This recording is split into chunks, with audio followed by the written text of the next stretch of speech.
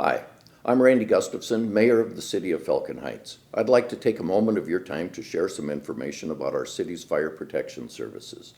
The City of Falcon Heights has had a volunteer paid-on-call fire department since the city was formed 71 years ago.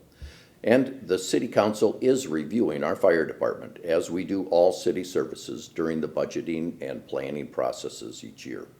In our proposed 2021 budget, the Council has fully funded our fire department for next year.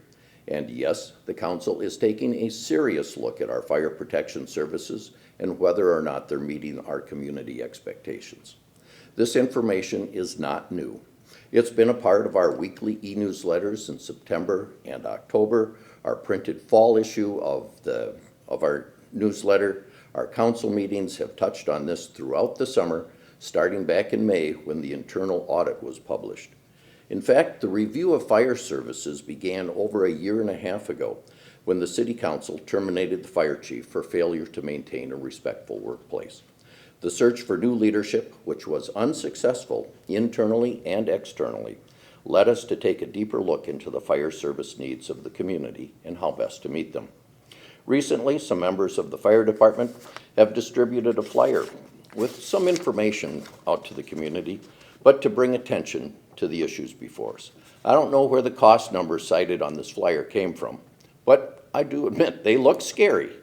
But let's take a moment to review some facts.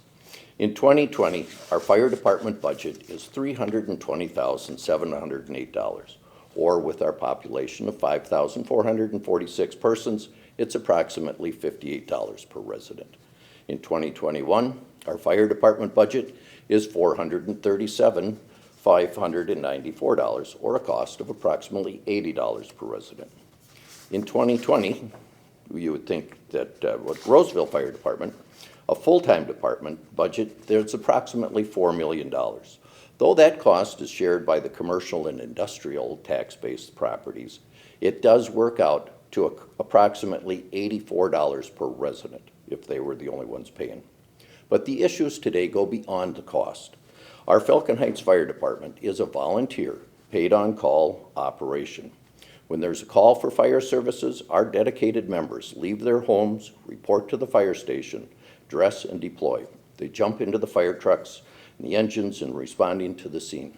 Historically, we've been able to do that in a response time of 10 minutes. Now, there's a risk involved with paid-on-call volunteers. Sometimes there's not people available to respond in a timely manner. They may be working in a different community. They may be, wherever they may be. The Falcon Heights Fire Department has also served the city of Lauderdale, also for about 70 years, up until this past July, when their city council canceled the contract with Falcon Heights Fire and contracted with St. Paul Fire. Now, this came after two instances in 2019 when Falcon Heights Fire did not respond to accidents on the Highway 280. The risk involved with volunteer paid-on-call versus a full-time department was the reason given by Lauderdale in their cancellation notice that they gave us in July. Historically, between Lauderdale and Falcon Heights, the fire department responds to between 120 to 140 calls per year. Lauderdale represented approximately 40% of the calls. So in 2021, we expect there will be between 60 to 80 calls to respond to in Falcon Heights. The cost of operating the department will not decrease with the lower call volume. We will still need to keep 3 fire engines ready to respond. We still will need to keep our members trained and equipped to meet the needs.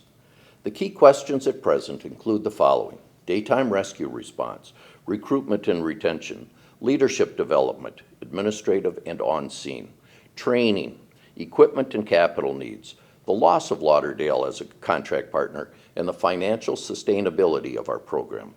At present, the Council has a proposed budget that does fully fund our local fire department for next year. Should an alternative plan be discovered in the next few weeks that reduces our costs and meets community needs, those reductions could be made when the final budget and levy is adopted in December. This is an important community conversation that we all need to have. Safe streets, safe response, respect for the community, and how we meet our needs. That's what we are looking for in Falcon Heights here as we review our fire department and how will it meet the needs of our citizens and residents and our businesses here in the years going forward. That's what we're trying to determine. Don't be scared by the hyperbole, but let's look at all of the facts and see what's right for the people. Thank you very much for your time.